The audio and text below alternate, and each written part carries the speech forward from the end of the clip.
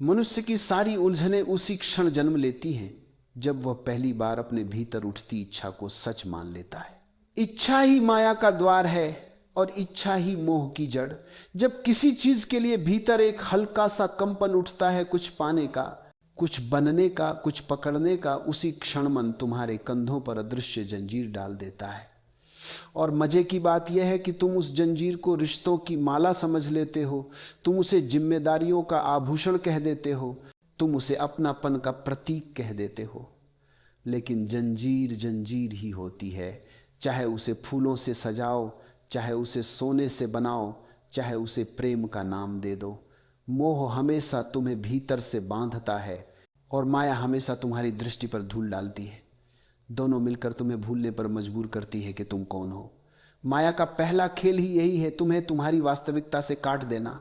तुम ईंट पत्थर को घर समझ लेते हो, शरीर को मैं समझ लेते हो, संबंधों को स्थायी समझ लेते हो, विचारों को सत्य मान लेते हो और भावनाओं को पहचान। जबकि इन सब के नीचे एक मौन है जिसे तुमने कभी देखा ही नहीं, और वही मौन तुम्हारी असली पहचान है। लेकिन मन की आदत है, वह बाहर जाता है, भीतर नहीं। बाहर चीजें बदलती रहती हैं, इसलिए मन भी लगातार बदलता रहता है। इस बदलते हुए मन को पकड़कर मनुष्य उम्मीद करता है कि जीवन स्थायी हो जाए, लेकिन स्थिरता बदलती लहरों में कहां मिल सकती है।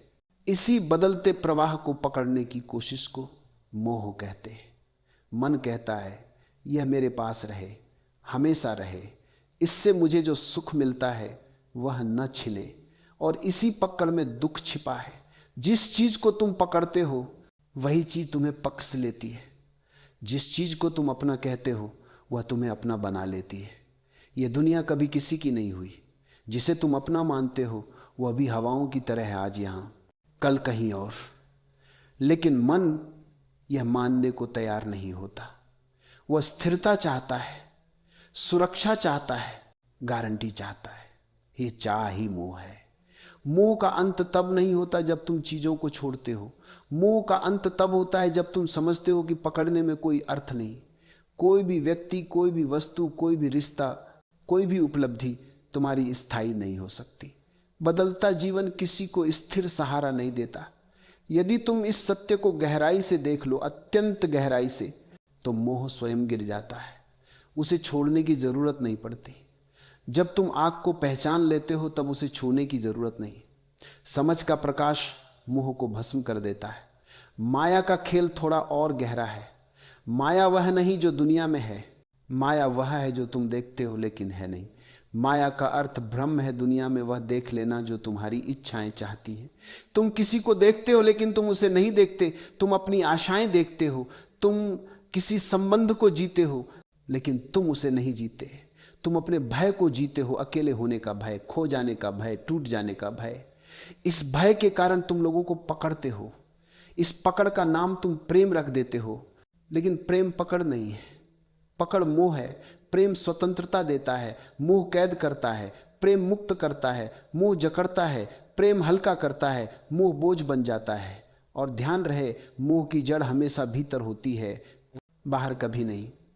तुम सोचते हो कि मोह वस्तुओं में है, लोगों में है, वातावरण में है, लेकिन मोह तो तुम्हारे मन की आदत है।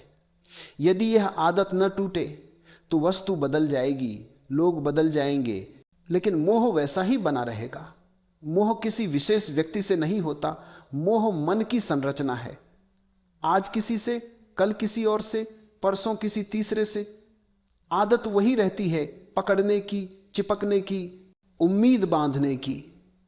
इसलिए यदि तुम मोह से मुक्ति चाहते हो तो व्यक्ति या वस्तु को नहीं बदलना, अपने भीतर के देखने वाले को बदलना है। जब तुम किसी भी स्थिति को देखते हो, बस देखते हो, बिना चाह के, बिना डर के, बिना उसकी निरंतरता की मांग किए, तो तुम उस स्थिति से मुक्त हो जाते हो।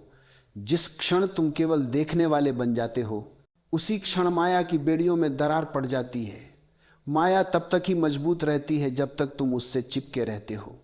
माया तभी तक मौजूद है जब तक तुम्हारी उम्मीदें जिंदा हैं।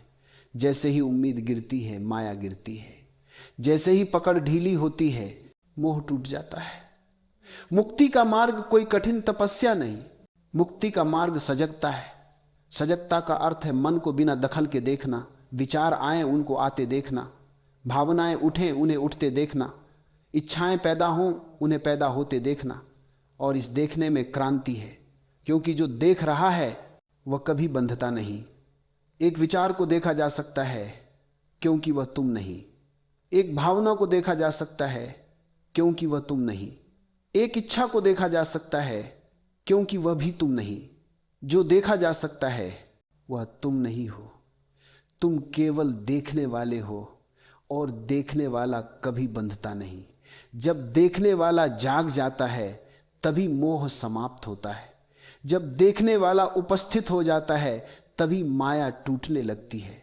जब देखने वाला भीतर स्थिर हो जाता है तभी संसार अपना पंजा छोड़ देता है।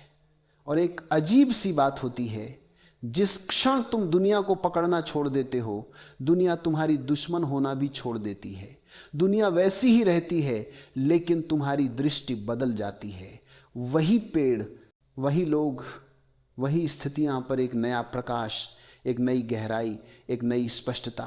यह स्पष्टता ही मुक्ति है। मुक्ति कोई स्थान नहीं, यह तुम्हारी दृष्टि की स्वच्छता है। मुक्ति कहीं बाहर नहीं, मुक्ति तुम हो जब तुम अपने भीतर लौट आते हो। मन बाहर बाहर दौड़ता रहा है और इसलिए माया हावी रही। मन पकड़ता रहा है इसलिए मोह जिंदा रहा। मन उम्मीद करता रहा है इसलिए दुख बढ़ता रहा। जिस दिन तुम मन की इस दौड़ को देखते हो, बस दे